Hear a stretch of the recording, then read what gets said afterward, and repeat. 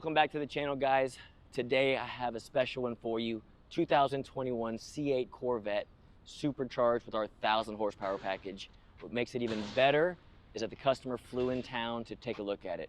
And guys, we're not even done with the vehicle. We got it running a couple weeks ago. I spent one dyno session on it, tuned it up to roughly 750 rear-wheel horsepower. Still need to do street tuning, and then put it back on the dyno for final numbers. Because it is our 1,000 horsepower package. I want this thing to make 800, probably 850 rear-wheel horsepower is where we're gonna leave it. But the customer flew in town. He has some obligations to do in the next couple of weeks, so he wanted to be able to see it in person, kind of go over it with me. So I want to introduce Dave. Hey, man. Nice to meet you, man. Yeah. He literally just flew in town today to come check out this baby. So he has, I've been keeping him wait for 4 hours. I'll just be honest. He's probably frustrated. He wants to hear the car. So he's been in suspense. We had another car on the dyno. I had another C8 that I had to get done. And he's been literally waiting in the showroom patiently for about 4 hours waiting to hear this thing. I've seen like 4 other cars, but not mine. his yet. Yeah. So here's your baby. We did the Boston 21s in the back, 20s in the front. Stance looks great. His car does have the lift front end. So obviously even with the front splitter on it, if he gets close to anything, lift front end. Mm-hmm. How long have you had the car? About 2 years. Okay. So I understand. Low miles though. Yeah. I'm out of town a lot. We can toy it. I love it. So, 1,000 horsepower package, guys. It gets the full shebang, which you can only see so much, but I'll kind of go through the hard parts and the main parts. So, engine comes out of it. We do a complete piston and rod setup from Late Model Engines. So it's a fully built engine. Cylinder head's completely done. Valve springs, push rods, the whole 9 yards. After the engine, then obviously you can see the American Racing long tube headers. We have the stock catalytic converters on it, and we did a Corsa catback. And then for our boost, we went with the Procharger setup, and it has, so it's an air-to-water setup. So it looks kind of like this is your intake manifold. Mm-hmm. Picture a radiator that sits right in here. Yeah. And there's a water tank that sits right underneath there in this quarter panel here. And coolant sits in that. And you can see the lines, that's how you bleed it and fill it. Mm-hmm. And so as the car idles and drives around, water circulates through that to keep the intake air temps down. Yep. So obviously as the supercharger spins, airflow comes in, the boosted pressure comes in, then it cools the air before it gets into the chamber. But it's a cog setup, so this is how we adjust boost. You can adjust boost from the supercharger pulley or from the actual gear drive itself. Okay. You know, and that's one of the reasons why I picked you guys, because I know you talk about it a lot in your videos. You want it to be safe, right? There's a lot of shops out there that are closer to where I live that don't really take that approach. So I really appreciate that. And that's one thing I will, like I said, I kind of say it and repeat myself a lot, but yes, people always want dyno numbers. They want to be able to say like, yes, it's a 1,000 horsepower package. Some people just want that 900 or 1,000 rear-wheel horsepower dyno number. But I'm like, at 960, it's super safe. Yeah. Just drive, and most people don't even know the extra 40 horsepower. Yep. You know, they just want the dyno number. And I like to give a car back to a customer that even if it's a weekend toy and they drive it 3 times a year even, it'll be fine. Or if it's a guy that goes out and goes to the drag strip every weekend, I want it to be fine. Yep. And at the end of the day, I've been doing this for 20 years. I'm not going anywhere. So if anyone has any problems with their car, it's got to come back to me anyway. So yeah. I do not want the car coming back unless you want more horsepower. Yep. So that's why we put the best parts in it. And same thing when it comes to fuel system. So a lot of people don't know this is still a new platform. And I'm saying stuff, but I'm okay saying it. We've done a lot of these here lately, and as far as I know, most people put port injection on them or methanol on them when they start making this kind of power level or higher, right? What we did is we put 2 fuel pumps in the tank. Yep. So you have a stock fuel pump on the driver's side that runs the car normal driving, that has the mechanical pump here, so it goes from 60 PSI to, let's just call it 2,000, I'll just round. Then to give it the extra fuel pressure, we put 2 pumps in the tank. So once it makes boost, you now have 3 pumps that are on. The stock pump and 2 extra pumps. Yep. What that does is it makes sure we have at least 60 PSI at all times feeding this mechanical pump. Okay. And then we also have a different, I call it different, compared to other shops out there, a little bit different mechanical fuel pump and different DI injectors. Okay. Because all the cars that we've built to date, except for our like 1,500 horsepower stuff, is all direct injection. Okay. Where you just put 93 octane in the tank, or 109 or whatever my customers do, and just drive it. Yep. There's no fuel tanks or meth tanks to do stuff with. You just put it in and go. And like I said, most of the people out there, they run out of fuel. The DI stuff, it's harder to tune. Again, these are still new platforms with HP tuners being able to unlock the ECMs.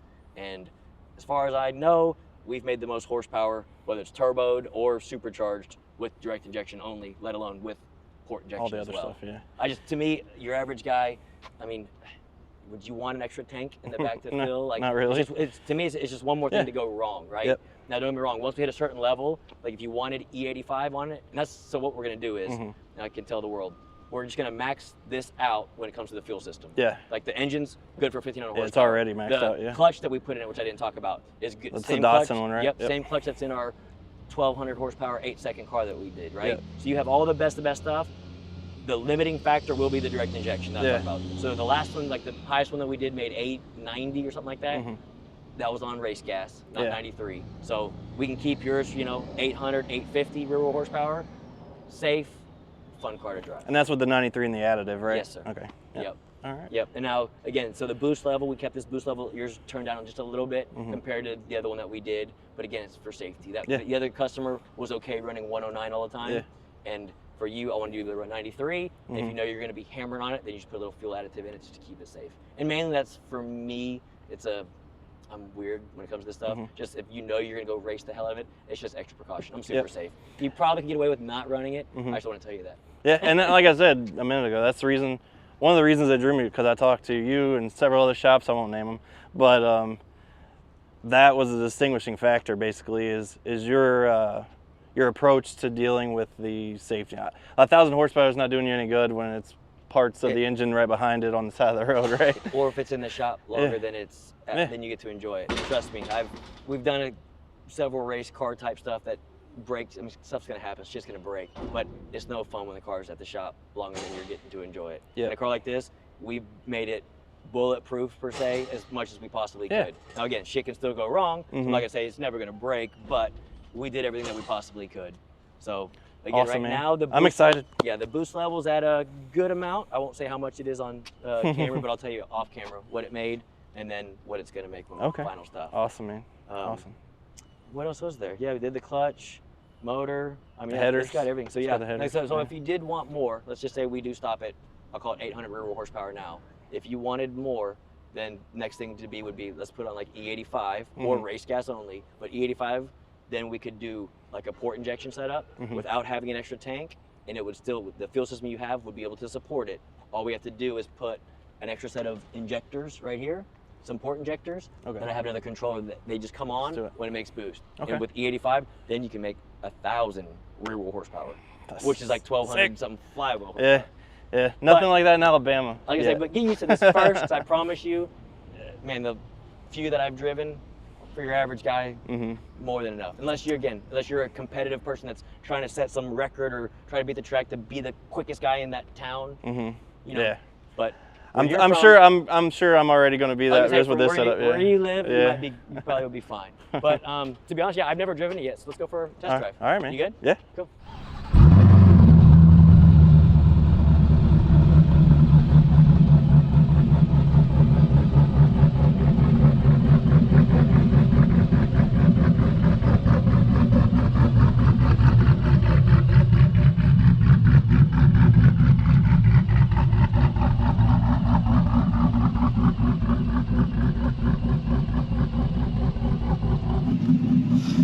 Yeah, it rocks pretty good. Yeah. And so like I said, I can make it a little bit more docile, but just like he said he wants it rocking. Yeah, I'm like, it's all fine. right, cool. It's fun, man. Like I said, this is obviously in a daily driver, so I can.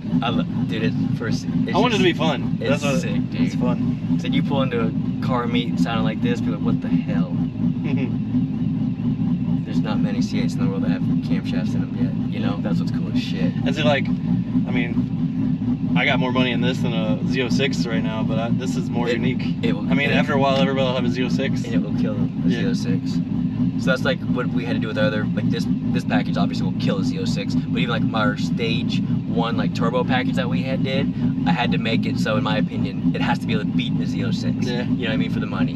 You know, I want it to be able to beat a Z06. This thing will kill a Z06. Well, like I said, I had a 19 Z06, and it was fun. But then you pull the car show and there's 8 other Z06s. I'm saying it's C8 Z06. Yeah. Oh, yeah. Well, that's what I'm saying. When I had the 19. the C7, yeah, you had a Z06, but you pull up and there's 10 other Z06s. There isn't going to be anything like this. No. And not where I live. No, not many. If you ever see something like this, it'll be from our shop coming your way. And so we do have a big breather on it as well. I didn't mention that in the video. You know how, I mean, you're a performance guy a little bit. Yeah, a little bit. So I'm not an expert. Okay, so crankcase pressure boosted applications, they like to push seals out because of the crankcase pressure, so we have to ventilate as best as possible. That's another reason why when we do the engine like that, these LT2 engines are completely different than an LS or even an LT1 or an LT4, where you can't just vent it from the valve cover. Okay. Which I don't want to tell the whole world, but we do a certain thing where the whole engine is vented. Okay. So there's a breather in the car, so out on the outside you might smell a little bit of fumes just from it because it vents straight to atmosphere. And I'm okay with it. And you have the AC on. I always tell people the C8s aren't bad because they're in the back, but if you do ever smell something, if you're in traffic a lot, which again you're not driving the car every day, just put it on recirculate, and you won't smell anything. Okay. All right, we got some heat in it.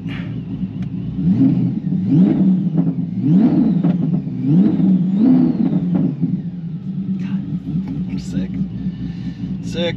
Everyone says it sounds like a jet fighter when I drive by with the blower noise these things make. How many of these have you done, like, in about this kind of setup? With the cam and stuff, we've only done 3, 4 recently. Okay. Like, and they're all been pretty recently. Most of the ones we've done were big turbo builds, engines, but stock camshafts. You know what I mean? Yeah. Or everything without the cam. Just the heads and cams we've probably done, here's the 4th or 5th, I bet. Okay.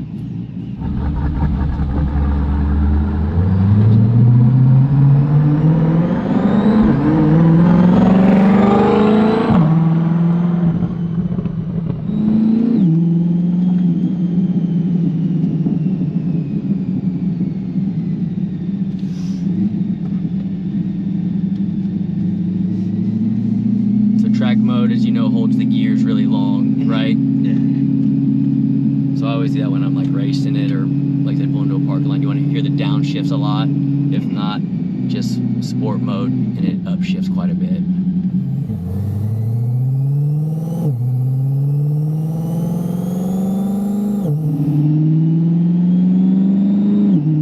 Clutch makes it shift nice and firm, huh? Yeah, it's pretty.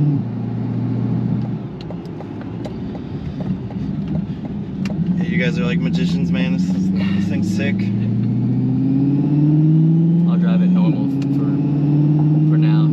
Until we get to Mexico? Yes. Until we get to the LMR proving grounds. Of course, it does sound good.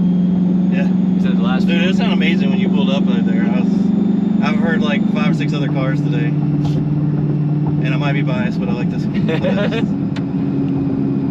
Yeah, on the dyno, I was like, oh, she sounds good.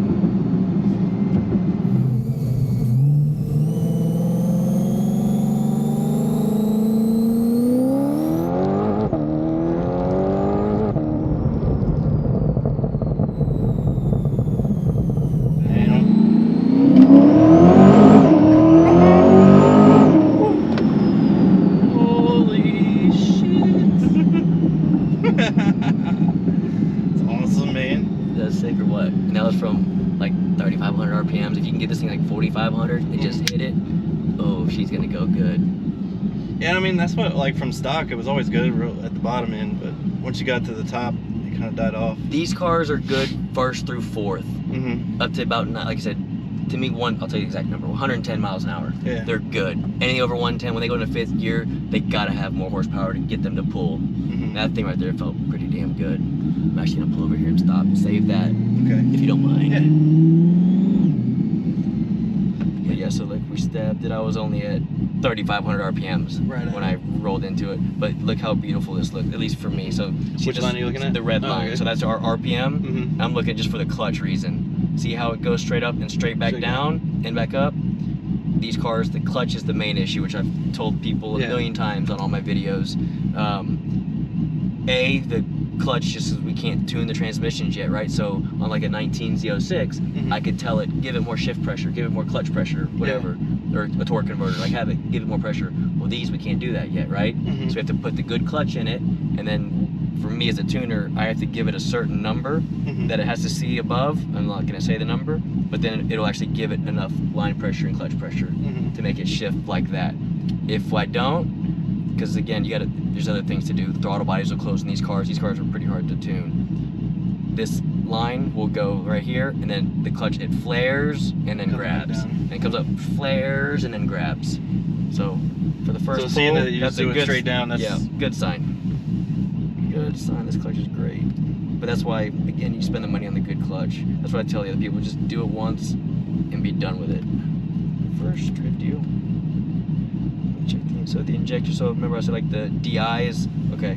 So you have a low side fuel system, which is what we installed. So as we're idling and driving around, see how it's at 50 PSI? Yeah. 46 right there. But normally it's around 50 when you're cruising. Right, watch what happens when I floor it. Yeah. See how it goes So up? that's when the other ones jump in? Yes, sir. And it stays there. That's what makes it so good. So all that does is feeds this one. And this is in megapascals. But if you look over here, that's the rail pressure.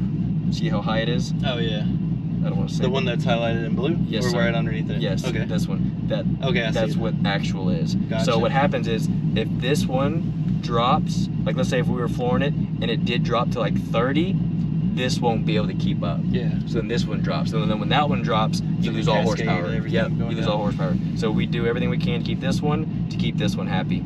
And then our injectors, we are not out of injector yet, but we're getting close, if that makes sense. We still got more room to go. But like I said, if you wanted E85, that's when we would definitely run out of injector at that point. Yeah. We'd have to put like port injection on or something. But everything looks good. I love it.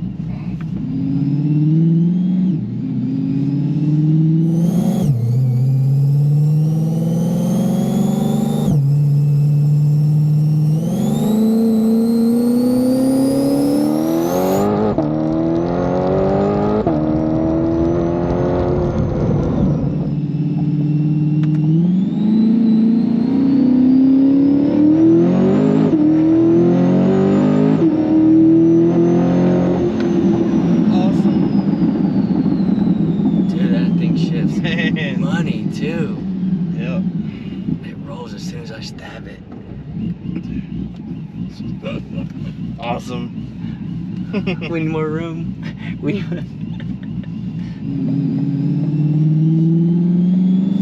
Here, let's make it drive smoother. Sorry. I like it in track mode for racing it, but if I'm just cruising, I like it in this. Go back to just it's grocery getter. Yeah. A really fast grocery getter. Yeah, like we're 7th, 8th gear, you know what I mean? Yeah. And it's just nice and smooth.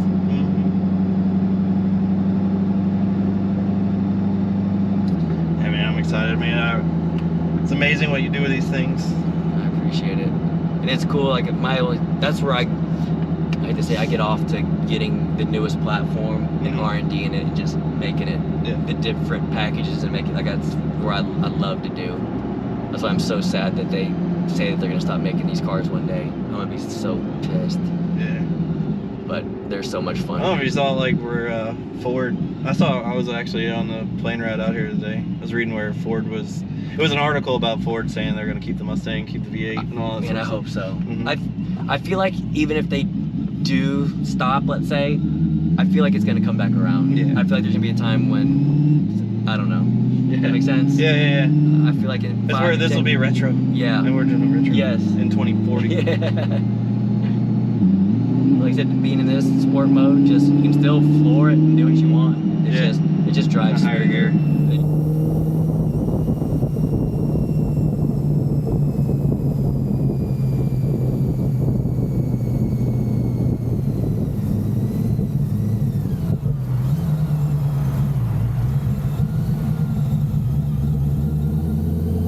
So these things have the displacement on demand as well, right? So when you're driving on the highway, it'll go into four-cylinder mode. We got rid of that. Turn it off, yes, sir. So the lifters that come in those, we change all those with better lifters. Yeah. Because they're like little spring-loaded lifters, just like the LTs and the old LS stuff. those are just usually the weak link. Those are the first things that usually break. Yeah. So not only do we do that, but when we put the big cam in it with the high lift, those wouldn't last. They'd break right away.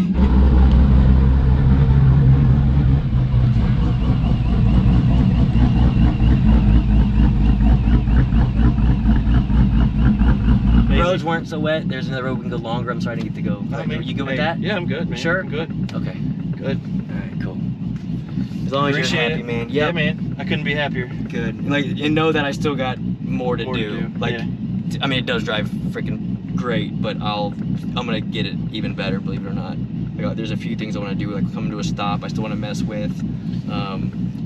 Anything you feel, just off the top of your head, that you noticed? Well, yeah, I saw like when we did that last little launch, you were doing something. Were you pulling it in a neutral or something? Or what were you doing? It seemed like the revs were higher before you took off.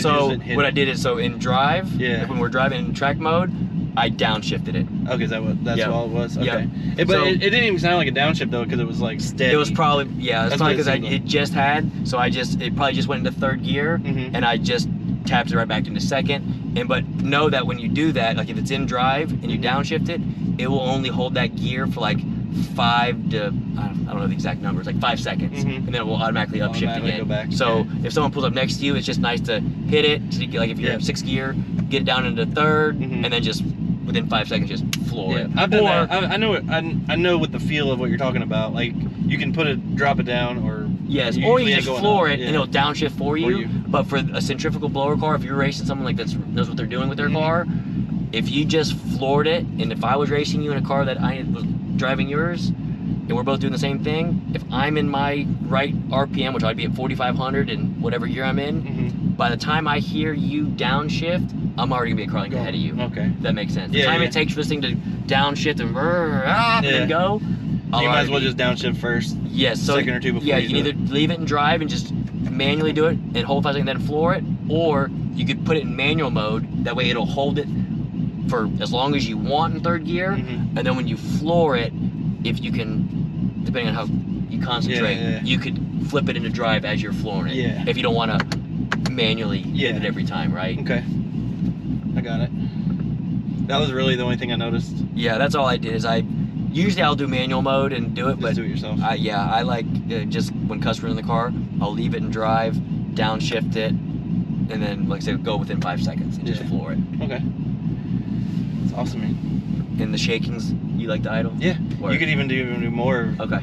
Like what are you doing whenever you're saying? Like it's the timing. So the adjust time. I mean, you have to adjust torque numbers and a whole bunch of other stuff, but essentially what you're hearing is the timing going up and down, up and down. So you know how you were saying like you could even shake more. Like what would be the positive of doing that? Okay, just the sound? I don't want it to be too much, because you don't want it to shake too much. It's better to have positive timing for longer, because when it has low timing, these things idle with low timing, it creates a lot of heat in the exhaust. Okay. So like the headers, like people that don't know how to tune these, like LT cars, the headers will literally like start glowing because they idle with low timing in them. Okay. So you got to have timing in it at idle.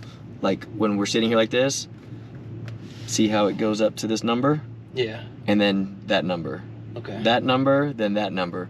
People that don't know how to tune the Gen 5 and Gen 6 stuff like this, it will sit here like with 2 degrees of timing in it or 0 degrees timing in it, and it just gets hot as shit. Oh, okay. So we got to keep it like that.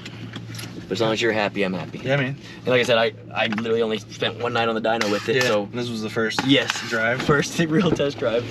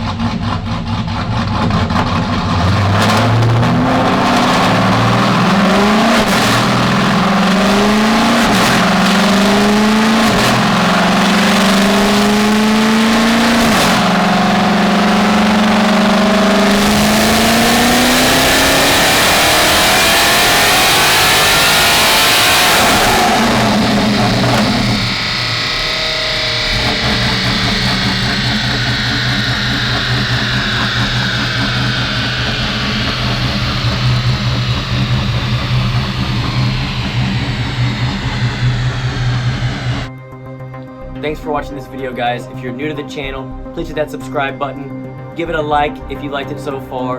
And please turn on bell notifications for future content, as we have cool stuff in the pipeline that you're going to want to see. And as always, please comment below.